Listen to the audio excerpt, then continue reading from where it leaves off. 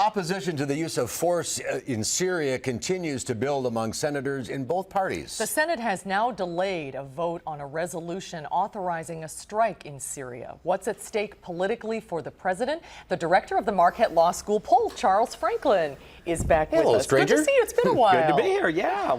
All summer. Where'd it go?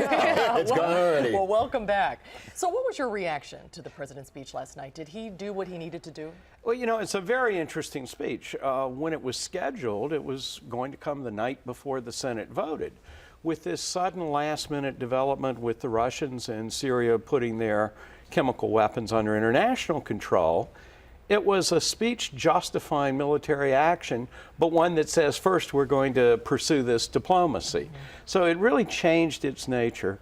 I think the president tried to explain the rationale for why we would use weapons, why it would be a limited strike, why it would be effective. Those were all questions voters have been asking when we polled them on it, and the Congress has been asking. So in that sense, I think he achieved what he wanted in the speech. But now that the Senate and I guess the House are going to delay any action, there's no vote coming up, I think we're in for a long period of winding this down. Do you think it was wise for the president to force a vote to get Congress involved in this? Yeah, you know, it's a very interesting problem because presidents, Democratic and Republican, for decades have continually sought to expand the prerogative of the presidency in military and security affairs. So for any president to go and ask Congress for a vote was a surprising development. But in President Obama's case, having drawn a red line last year and recently taken considerable criticism, especially from the right, for that red line and not acting on it, asking for a vote was in a sense saying, well, let's see what you would do. And most Republicans that at least have announced are opposed to military action. A lot of liberal Democrats are also opposed to it. And so in a way, this unwound his obligation to act if Congress refused to go along. This last-minute diplomatic development is in a way the best outcome. You move to diplomacy, you don't use military action, and ultimately you probably don't take a vote at all.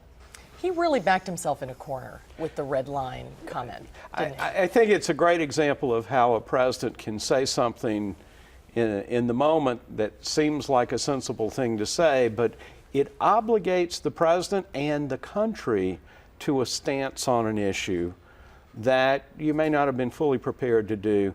The polling has been so telling on this.